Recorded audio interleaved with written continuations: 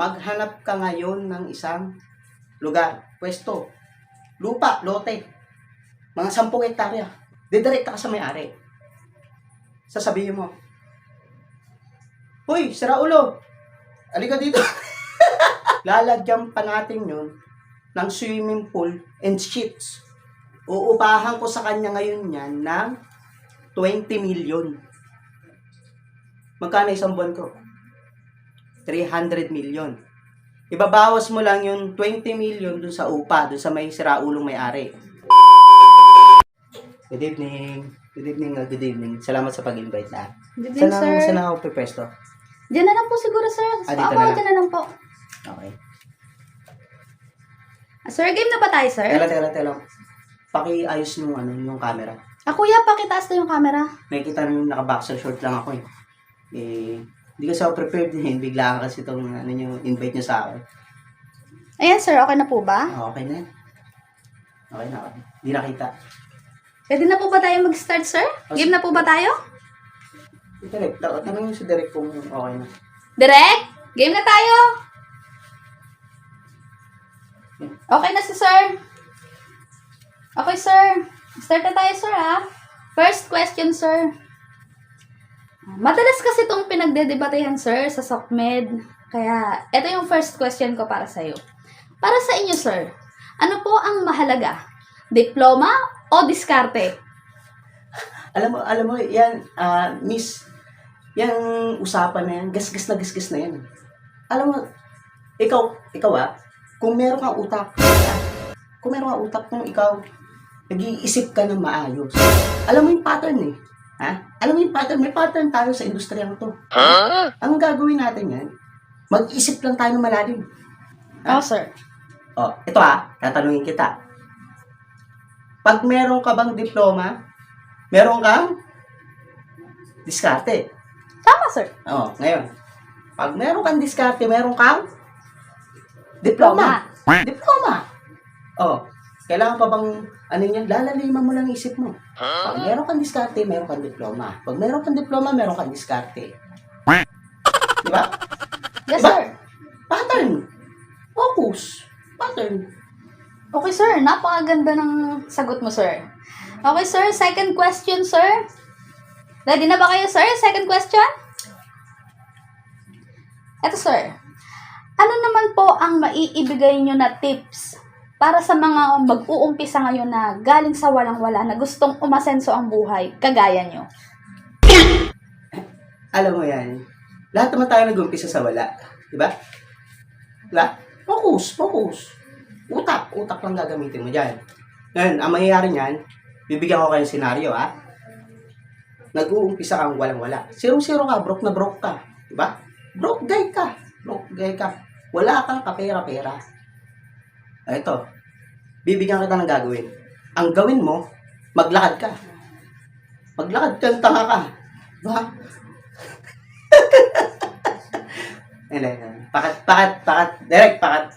Cut nyo na lang yun. Kuya, cut na lang natin yan, kuya. Ulit po. Bibigyan ko kayo ng senaryo, ha? Broke na broke ka. Maglakad ka ngayon. Maglakad ka. Bahala ka kung saan mo gustong pumunta, saan ka mapapadpad. Maghanap ka ngayon ng isang lugar, pwesto, lupa, lote, mga 10 hektarya. 10 hektarya. Ha? Ngayon, hahanapin mo ngayon yung may-ari nun. Ha? Didirekta ka sa may-ari. Sasabihin mo, "Hoy, sira ulo, halika dito."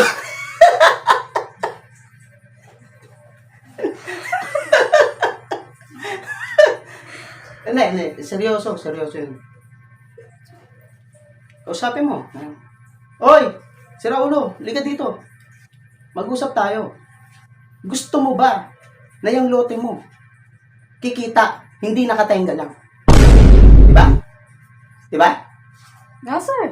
Tama, sir. Ngayon, papayag yun. Diba? Sino ba naman makakatanggi sa ganung offer? Diba? Ngayon, ipapaliwanag mo sa kanya. Ang gagawin natin dyan, uupahan ko yung lupa. Ha? Uupahan ko yung lupa. Walang-wala ka eh. Uupahan mo yung lupa niya. 10 hektarya. Na? Tapos, ang mayayari nun, papaliwanag mo sa kanya, papatayuan mo ng subdivision. Malaking subdivision. 10 hektare, malaking subdivision yon. Ngayon, lalagyan pa natin yun ng swimming pool and sheets. Diba? Swimming pools and sheets. Lahat.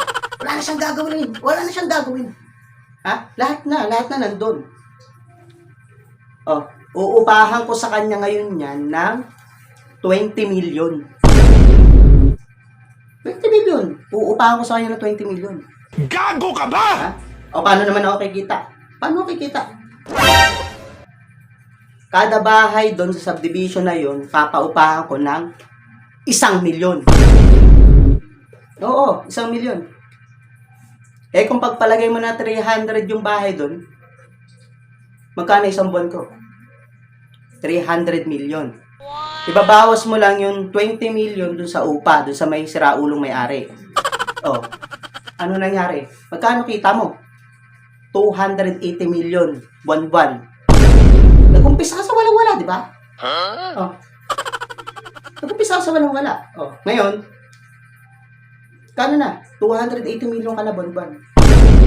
Tangina mo, ginagawa mo. Ayos, sir.